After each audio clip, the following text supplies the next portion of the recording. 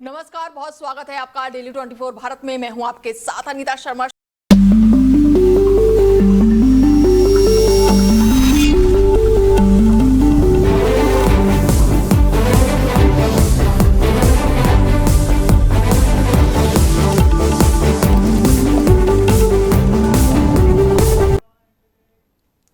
नमस्कार, बहुत स्वागत है आपका डेली 24 भारत में। मैं हूं आपके साथ अनीता शर्मा। शुरुआत करते हैं देश दुनिया की बड़ी खबरों से। प्रधानमंत्री नरेंद्र मोदी आज से ऑस्ट्रेलिया दौरे पर हैं। 3 दिवसीय ऑस्ट्रेलिया दौरे पर प्रधानमंत्री नरेंद्र मोदी है। सालाना लीडर्स समिट में हिस्सा लेंगे। बड़ी जानकारी आपको दे दें कि प्रधानमंत्री नरेंद्र मोदी आज से ऑस्ट्रेलिया के दौरे पर है और 3 दिवसीय ऑस्ट्रेलिया दौरे पर है प्रधानमंत्री नरेंद्र मोदी। सालाना लीडर्स समिट में हिस्सा लेंगे और ऐसे में प्रधानमंत्री नरेंद्र मोदी आज से ऑस्ट्रेलिया के 3 दिवसीय दौरे पर रवाना होंगे और 8 से 10 जुलाई तक होने वाली इस यात्रा में वो मेलबर्न में ऑस्ट्रेलिया के प्रधानमंत्री के साथ वार्षिक द्विपक्षीय शिखर वार्ता करेंगे। माना जा रहा है कि इस दौरे से भारत और ऑस्ट्रेलिया के व्यापार और रणनीतिक साझेदारी को नई गति मिलेगी।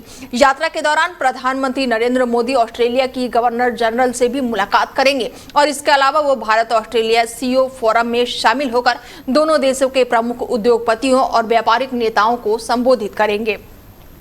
प्रधानमंत्री मेलबर्न में भारतीय प्रवासी समुदाय की एक विशाल सभा को भी संबोधित करेंगे, जिससे दोनों देशों के रिश्तों को मजबूत आधार माना जा रहा है।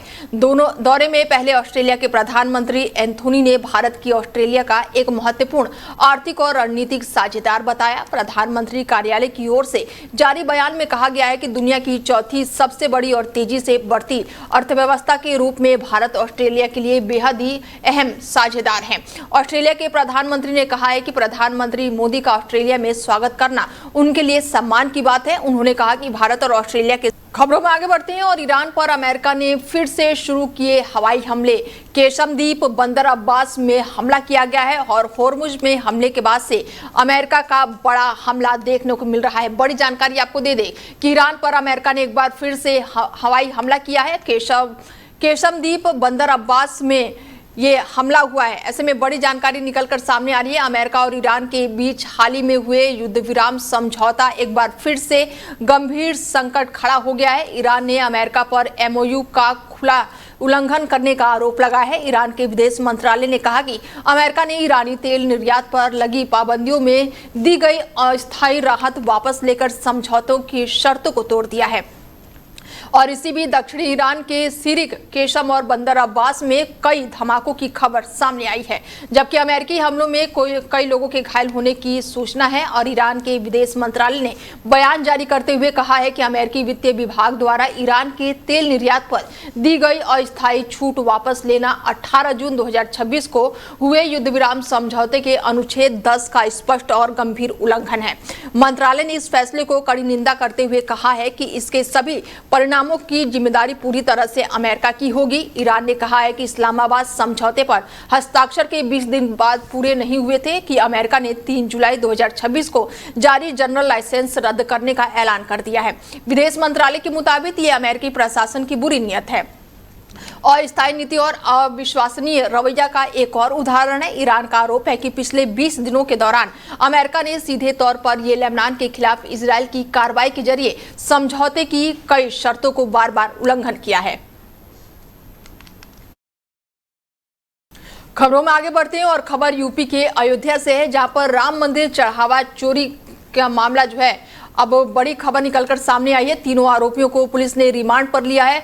अनुकल्प, लवकुश और करुणेश कस्टडी में रिमांड पर है और कस्टडी में लेकर आरोपी से लगातार पूछताछ करेगी पुलिस।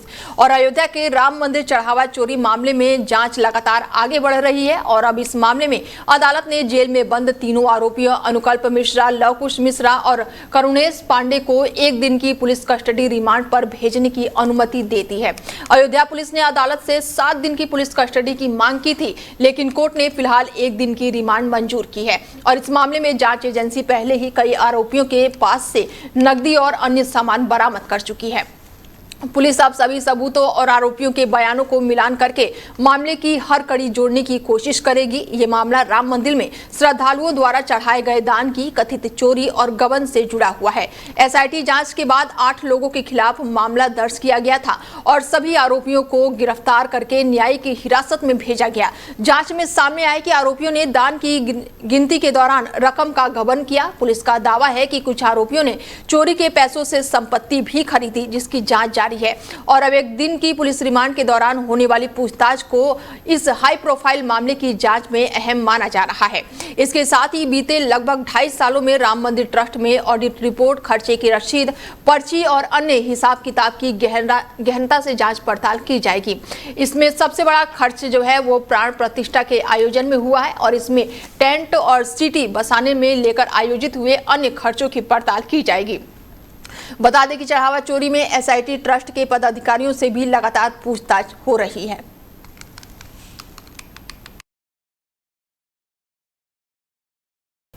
वहीं राम मंदिर चढ़ावा चोरी के बाद से अब बद्रीनाथ मंदिर चढ़ावा चोरी पर बड़ी खबर निकलकर सामने आई है। प्रमोद नौटियाल के खिलाफ मामला जो है वो दर्ज कर लिया गया है और 3 जुलाई को कारण बताओ नोटिस जारी हुआ था।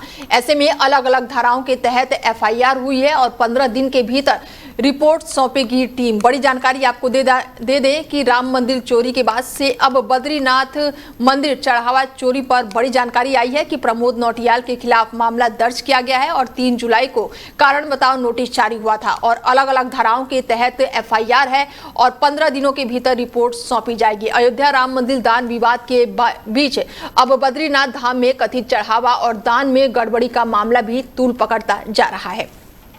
मामले की जांच अभी जारी है और इसी बीच प्रशासन ने बड़ी कार्रवाई करते हुए संबंधित अधिकारियों के खिलाफ एफआईआर दर्ज कर दी है। बढ़ते विवाद को देखते हुए पहले गठित 4 सदस्यीय जांच समिति को भंग कर दिया गया और अब गढ़वाल मंडल के आयुक्त आनंद स्वरूप की अध्यक्षता में नई जांच समिति बनाई गई है, जो बद्रीनाथ केदारनाथ मंदिर समिति यानी कि BKTC में कथित अनियमितताओं की जांच करेगी और इसी क्रम में थाली गणना और प्रोटोकॉल अधिकारी प्रमोद नौटियाल को पहले निलंबित किया गया और फिर अब उनके खिलाफ चमोली जिले के बद्रीनाथ धाम में एफआईआर दर्ज की गई है।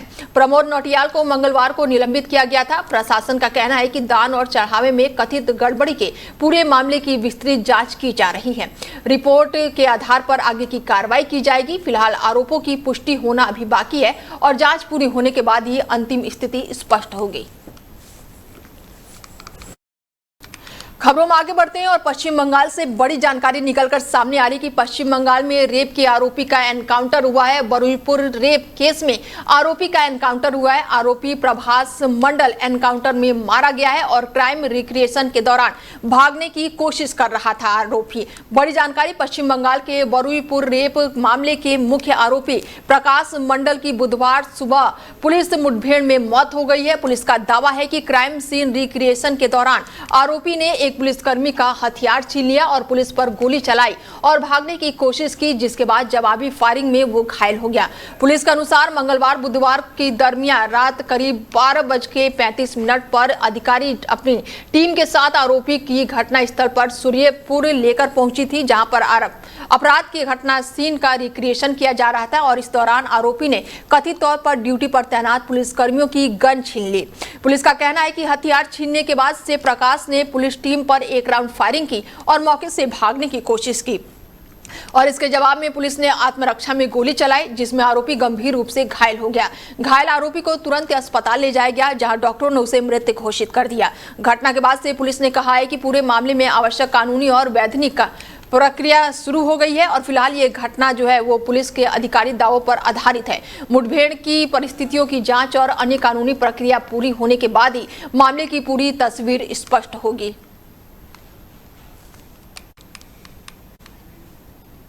वहीं अमेरिका ने ईरान को तेल प्रतिबंधों में दी गई छूट तत्काल प्रभाव से रद्द कर दी है। ये फैसला होर्मुज जलडमरू मध्य में जहाजों पर हुए हमले के बाद लिया गया है, जिसके लिए वॉशिंगटन ने तेहरान को जिम्मेदार ठहराया है।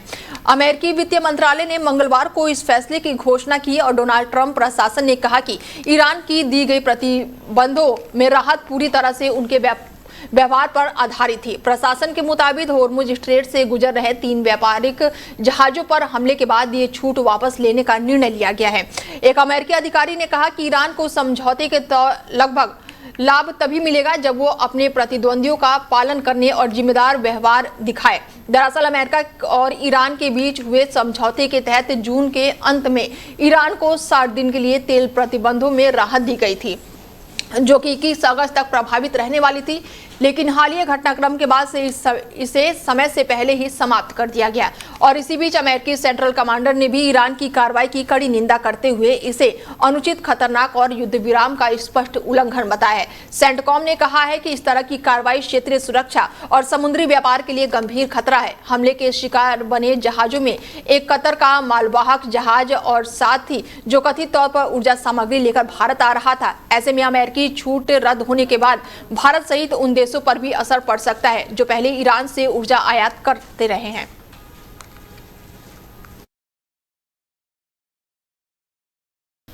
वहीं अमेरिका ने लॉरेंस बिश्नोई गैंग पर सबसे बड़ा शिकंजा कसना शुरू कर दिया है। सबसे बड़ी कार्रवाई शुरू की है। अमेरिका, कनाडा और यूरोप में गैंगों से कथित रूप से जुड़े 24 लोगों को गिरफ्तार किया है और इस पूरी कार्रवाई को ऑपरेशन हार्डबॉल नाम दिया गया है। इसी क्रम में अमेरिकी जांच एजेंसी FBI ने एक बड़ा ऐलान किया है। एजेंसी ने गैंग के कथित प्रमुख सदस्यों में शामिल सतरजीत सिंह उर्फ गोल्डी बरार की गिरफ्तारी करवाने में मदद करने वाले जानकारी देने वाले 50,000 अमेरिकी डॉलर यानी कि करीब 48 लाख रुपए इनाम की घोषणा की है। अमेरिका के FBI ने बुधवार 8 जुलाई को गोल्डी बरार की गिरफ्तारी में मदद करने वाली जानकारी देने पर 50,000 अमेरिकी डॉलर तक की इनाम की घोषणा की है। गोल्डी बरार पर लॉरेंस बिश्नोई के क्राइम गैंग से जुड़े होने का आरोप है। FBI ने सोशल मीडिया प्लेटफॉर्म X पर लिखा है कि FBI सतरजीत सिंह की गिरफ्तारी तक पहुंचने वाली जानकारी देने वाले को 50,000 डॉलर तक का इनाम दे रही है और उस पर लॉरेंस बिश्नोई संगठित क्राइम ग्रुप से जुड़े होने का आरोप है। ये समूह कथित तौर पर दक्षिण कैलिफोर्निया और पूरे अमेरिका और कनाडा में कई तरह की हिंसक घटनाओं में शामिल रहे हैं। एजेंसी ने यह भी बताया कि गोल्डी बरार का क्राइम अमेरिका के अलावा कनाडा, भारत और मैक्सिको से भी फैला है। और ऐसे में FBI की इस घोषणा के कुछ ही घंटे पहले अमेरिकी प्रशासन ने लॉरेंस बिश्नोई और गोल्डी बरार पर 18 जून 2023 को खालिस्तानी अलगवादी हरदीप सिंह निर्जर की हत्या के साजिश रचने के आरोप लगाए हैं। अमेरिका के न्याय विभाग के अनुसार लॉरेंस बिश्नोई और गोल्डी बरार उन 37 आरोपियों में शामिल है जिनके खिलाफ 3 संज्ञेय आरोप पत्र दाखिल किए गए हैं। 24 आरोपियों को गिरफ्तार कर लिया गया है जबकि 10 अभी भी फरार बताए जा रहे हैं। ये कार्रवाई ऑपरेशन हार्डबॉल के तहत की गई है जो भारत से जुड़े कथित अपराध समूह के खिलाफ एक संयुक्त अभियान है और इस समूह पर हिंसा, अपराध, वसूली और अंतर्राष्ट्रीय स्तर पर ड्रग्स की तस्करी में शामिल होने के आरोप है।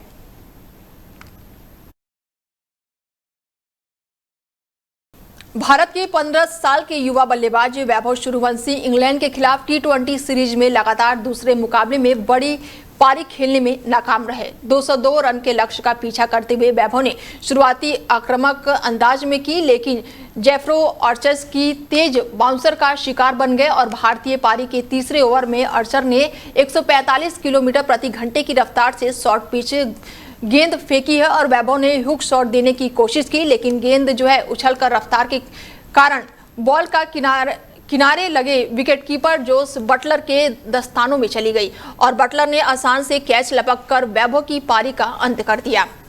वैभव ने सिर्फ 5 गेंदों में 13 रन बनाए जिसमें से 2 शानदार छक्के शामिल रहे हैं।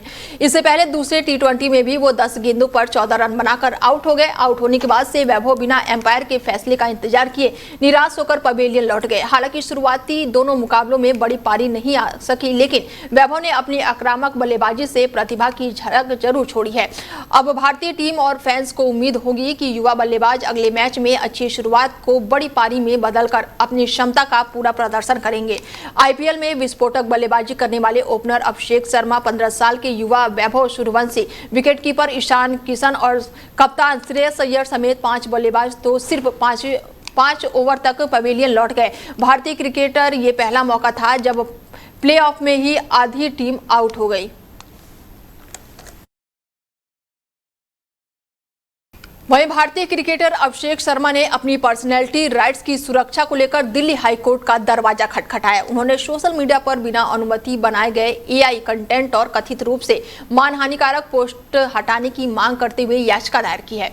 मामले की सुनवाई के दौरान जस्टिस ज्योति सिंह ने पाया है कि याचिका के साथ लगाए गए हलफनामे और स्क्रीनशॉट रिकॉर्ड में दिए गए यूआरएल से मेल नहीं खाते। अदालत ने कहा है कि संबंधित यूआरएल के स्क्रीनशॉट उचित क्रम में दाखिल नहीं किए गए हैं और इस वजह से फिलहाल कोई भी आंतरिक आदेश पारित करने से इनकार करते हुए सुनवाई टाल दी गई है। सुनवाई के दौरान हाई कोर्ट ने यह भी टिप्पणी की है कि डिजिटल युग में मानहानि और पर्सनैलिटी राइट के बीच कुछ पतली रेखा होती है। अदालत ने अभिषेक शर्मा का नया हलफनामा दाखिल करने का निर्देश दिया है, जिससे सभी संबंधित स्क्रीनशॉट और दस्तावेज क्रमानुसार प्रस्तुत किए जाए। अभिषेक शर्मा की ओर से दायर याचिका में कहा गया है कि सोशल मीडिया पर एआई के जरिए तैयार किए गए ऐसे कंटेंट प्रसारित किए जा रहे हैं जो उनकी छवि को नुकसान पहुंचा रहे हैं। उनके वकील ने अदालत को बताया है कि एआई जनित कंटेंट में उनकी मैनेजर को उनकी गर्लफ्रेंड बताया गया, जिससे उनकी प्रतिष्ठा जो है वो प्रभावित हुई है। वहीं मेटा प्लेटफॉर्म की ओर से पेश वकील